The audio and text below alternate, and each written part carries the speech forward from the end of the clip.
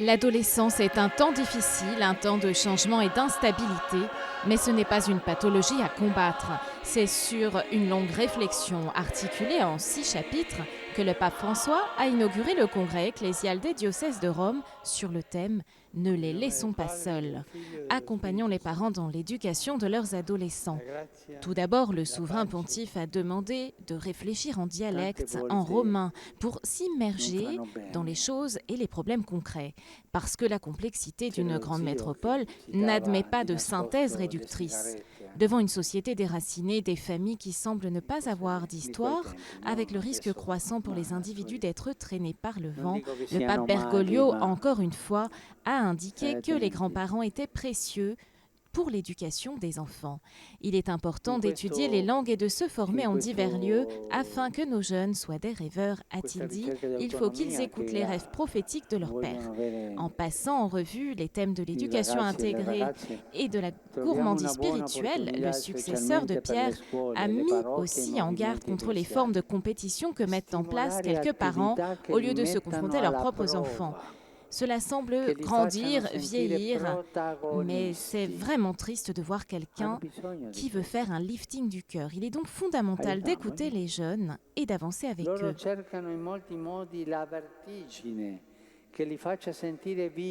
Ils cherchent de différentes manières le vertige qui les fait se sentir vivants. Stimulons tout ce qui peut les aider à transformer leurs rêves en projets et qu'ils puissent découvrir tout le potentiel qu'ils ont est un pont, un passage vers une vocation, au plus beau sens du terme. Proposons-leur d'importants objectifs, de grands défis et aidons-les à les réaliser, à atteindre leur but. Ne les laissons pas seuls. Donc, secouons-les plus quand ils nous défient. Avant le discours d'ouverture, le souverain pontife a rencontré quelques familles de migrants accueillis dans les paroisses et les institutions religieuses du diocèse de Rome.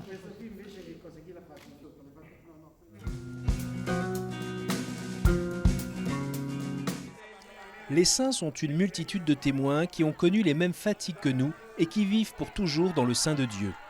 Durant l'audience générale, le pape François réfléchit sur le thème « Les saints, témoins et compagnons d'espérance », indiquant d'emblée que leur existence nous dit avant tout que la vie chrétienne n'est pas un idéal impossible à atteindre. Les saints sont toujours proches, leur invocation nous est offerte dans la vie chrétienne, surtout dans les moments importants, notamment dans le rituel du mariage. Faire une telle démarche, dit le pape, est toujours un choix, non pas comme disent certains, tant que l'amour durera, sinon mieux vaut ne pas se marier. Mais l'un d'entre vous pourra me demander, « Père, peut-on être saint dans la vie de tous les jours ?» Oui, c'est possible. Mais cela signifie que nous devons prier toute la journée ? Non. Cela signifie que tu dois faire ton devoir toute la journée. Prier, aller au travail, garder tes enfants. Mais il faut tout faire avec le cœur ouvert à Dieu, de sorte que le travail, et même dans la maladie et dans la souffrance, même dans les difficultés, soit ouvert à Dieu. Et ainsi, on peut devenir saint. Que le Seigneur nous donne l'espérance d'être saints. Ne pensons pas que c'est quelque chose de difficile. Il est plus facile d'être des délinquants que d'être saints. Non, on peut être saint parce que le Seigneur nous aide. C'est lui qui nous aide.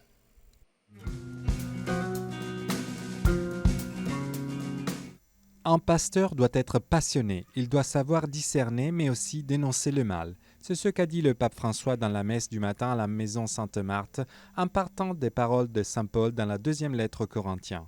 On ne peut pas être un vrai pasteur sans le zèle apostolique, sans ce feu intérieur, a expliqué le pontife. Le pasteur, comme l'a fait Paul avec les Corinthiens, doit aussi savoir comprendre où il y a le danger ou, au contraire, où il y a un vrai chemin pour ses moutons. Il doit aussi savoir dénoncer le mal en l'appelant avec son prénom et son nom, celui des judaïsants, des idolâtres et des mercenaires. Le pape François a rappelé le curé de Barbiana, Dom Milani, sur la tombe duquel il a prié mardi. Ce prêtre dénonçait ceux qui allaient contre la vie de ces jeunes et son école. Le pape a dit que nous ne devons pas perdre la capacité de condamner, car influencés par l'angélisme des compromis, ou parce qu'on veut s'attirer l'admiration des fidèles en laissant courir les choses. Que signifie l'expression « I care » ? On m'a expliqué. Avec cela, il voulait dire prendre soin. Il apprenait qu'on doit prendre les choses avec sérieux, contre les dictons à la mode à cette époque-là, qui étaient « ça ne m'intéresse pas », mais dites avec un autre langage que je n'ose pas utiliser ici. Et c'est ainsi qu'il apprenait aux jeunes à avancer. Prendre soin de ta vie.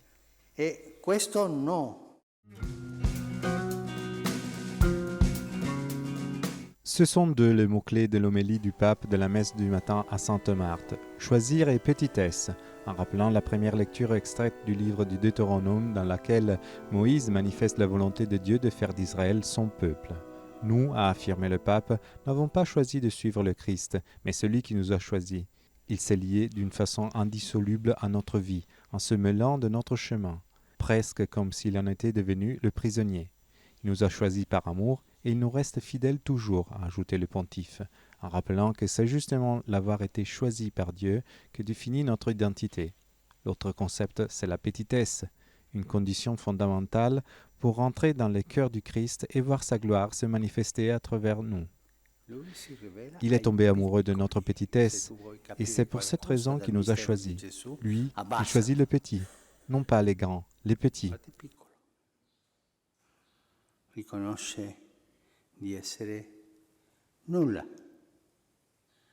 Lui, il se révèle aux petits.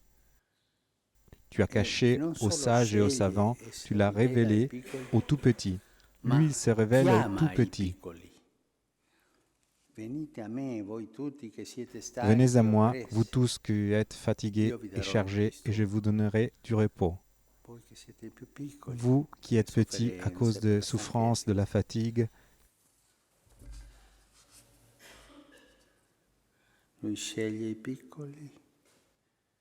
lui, il choisit le petit. Il se révèle aux petits et il appelle les petits.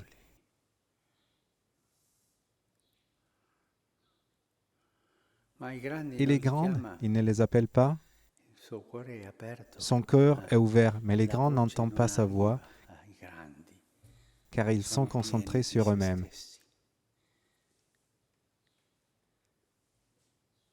Pour entendre la voix du Seigneur, il faut devenir petit. Il faut recommencer d'ici, à partir du mystère de Dieu, qui nous a sauvés avec sa fidélité, a terminé le pape. La foi, noyau de notre vie, est fondamentale pour célébrer dans notre cœur les mystères du salut.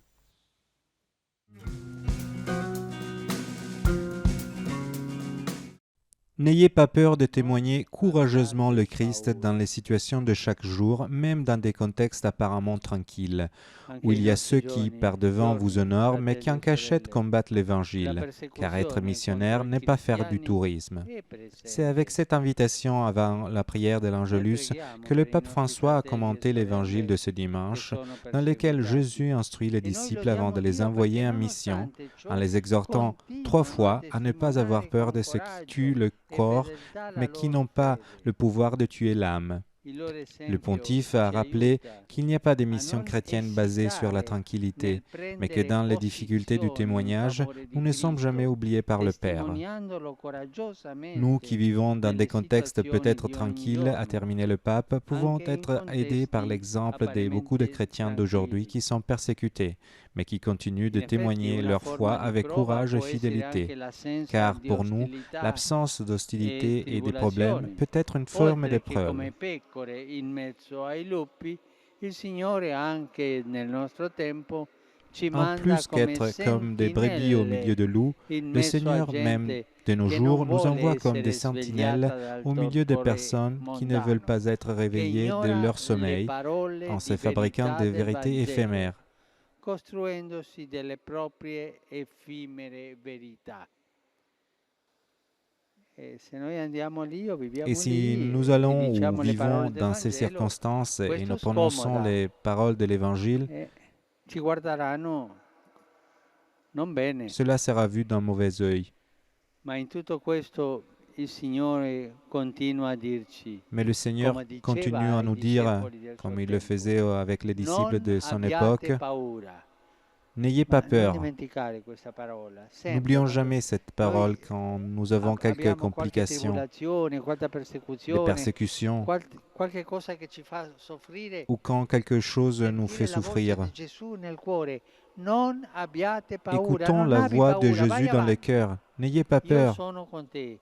n'aie pas peur, avance, Non je abbiate suis avec paura toi. di chi vi deride e vi N'ayez pas maltratta. peur de ceux qui E se non moquent de abbiate vous paura di chi ou vi qui vous traitent ignora mal. o davanti.